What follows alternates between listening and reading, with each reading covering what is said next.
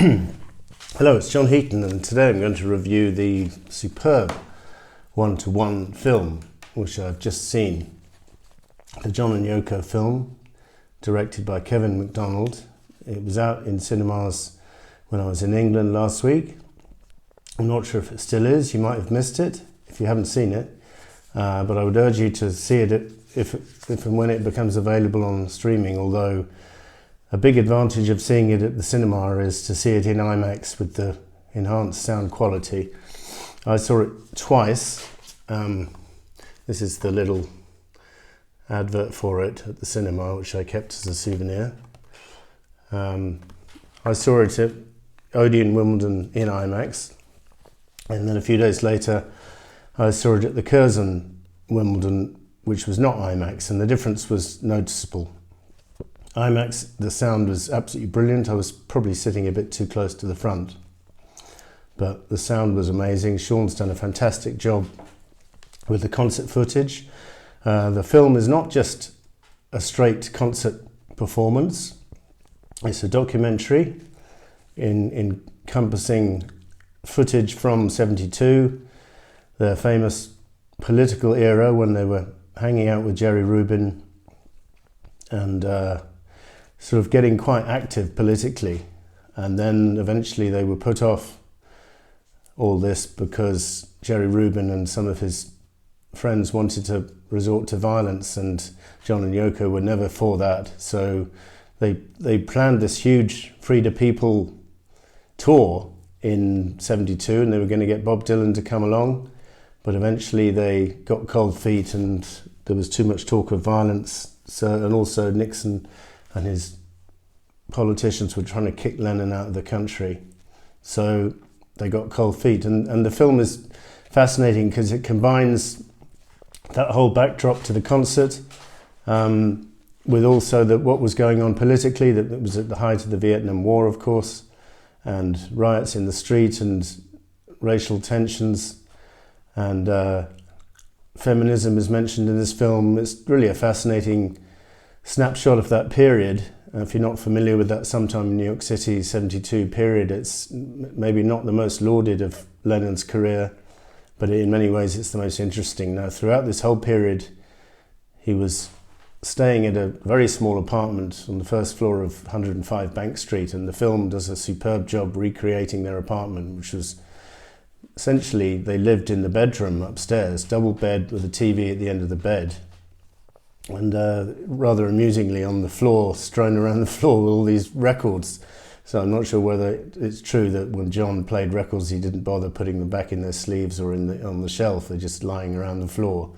But eagle-eyed fans will have spotted Abbey Road and possibly Ram as amongst the records scattered on the floor. Anyway, the film was also noticeable for several phone calls which were recorded because John thought he was being bugged by the immigration authorities. He thought, I might as well record my phone calls so that at least I can see what I've been saying, and if they try and come back and say, you said this, you said that, I'll have a record of it, not knowing that 53 years later these phone calls would be used as quite a late addition to this film. And Kevin MacDonald was shown the availability of these calls quite late on in the process and decided to incorporate them, and rightly so, because they are fascinating. Not just John phone calls with Alan Klein and various others, but Yoko talking to AJ Weberman, and also, fascinating to hear. And President Nixon is prominently featured in this movie. There's one particularly memorable bit when he's introducing this chorus who's about to perform for him, and he said, if the music is square, it's because I like it square. And then he goes and sits down, and the chorus comes on, and one of the choristers, before the performance begins, unveils this placard saying stop the war, and saying to Nixon, stop killing innocent children.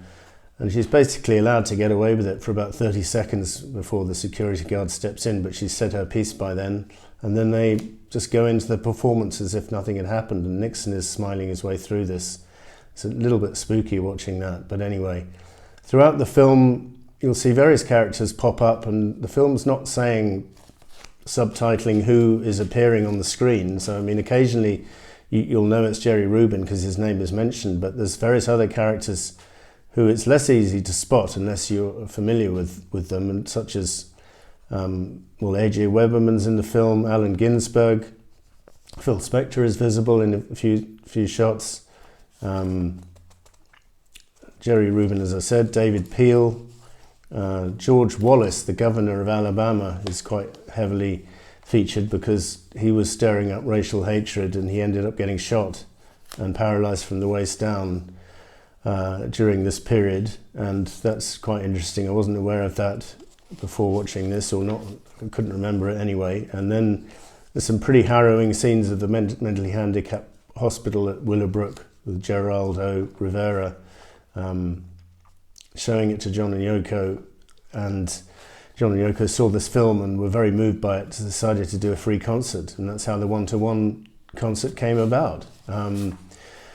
So a lot of footage from the concert is featured, but it's kind of mixed. It's half concert footage and half, as I say, documentary footage. So you'll see Lennon perform half of the song when you can see him actually singing, and then the other half is kind of news clips and stuff, and it's quite effective. I mean, I'd like to see the concert sort of unaltered all the way through, and I think that's going to come out at some stage, and along with the audio, both the afternoon and the evening shows. But for the purposes of this documentary, it works fantastically. And the beginning of the film is absolutely sensational. It shows John and the band walking towards the stage for the one-to-one, and then launching into New York City. And Sean has done a fantastic job with the sound, because that song is on this album here as the opener. But the sound is not very good. It's not very much bass and stuff on here. Here it just rocks, and particularly on the IMAX, in the IMAX cinema. So the first two verses are featured, and absolutely sensational sound, sensational vocal from Lennon, and then other songs are featured in the documentary. Instant Karma, again, great remixing by Sean and co. Cold Turkey, the same, interspersed with riot footage and war footage. Hound Dog, interspersed with a lot of footage of Nixon. I think that the implication is clear there. You Ain't Nothing But a Hound Dog. Mother is thankfully just Lennon performing it all the way through. The whole song, just you see Lennon perform it on the piano, and it's absolutely staggering. Imagine's the same, with a bit of footage of the children as well as seeing him perform it. Don't Worry Kyoko is very effective. There's a lot of footage of Yoko's daughter, who they'd lost during this period, and Yoko was screaming out to her saying, "Don't worry." And it may not be to everyone's taste, but to me it was a very powerful bit of the film. And the film finishes with Give Peace a Chance, with no less than Stevie Wonder coming on stage at the end and singing along with them. And you also see Phil Spector up there singing away and dancing away.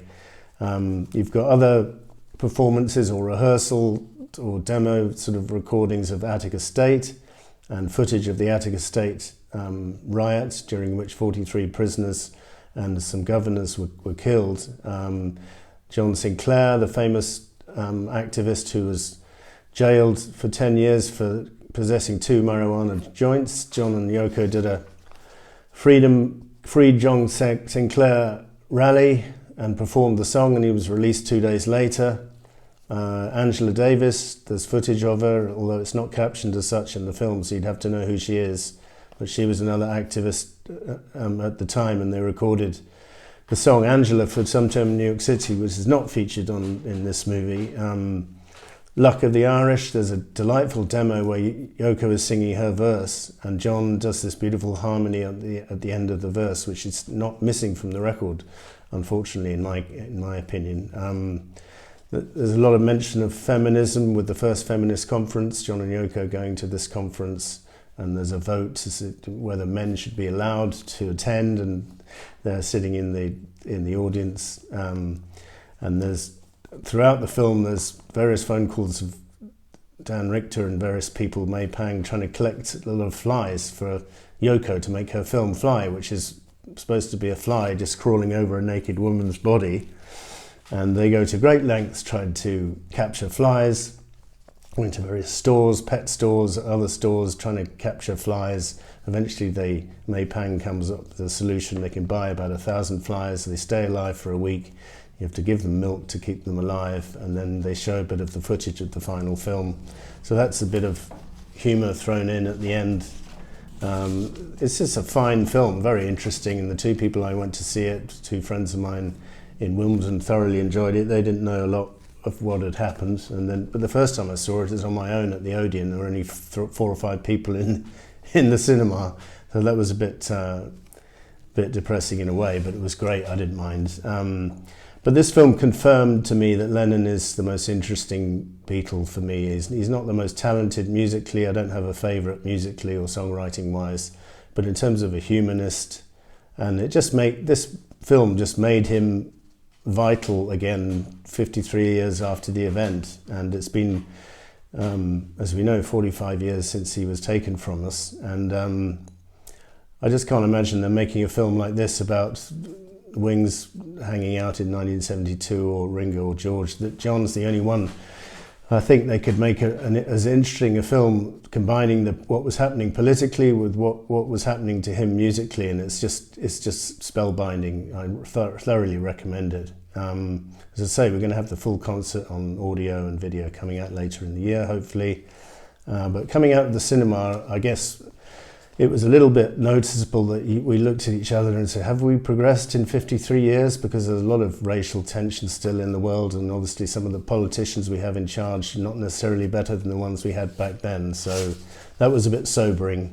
But this is the advert for the film on the back. Good reviews from the press, and this is the EP which has come out so far.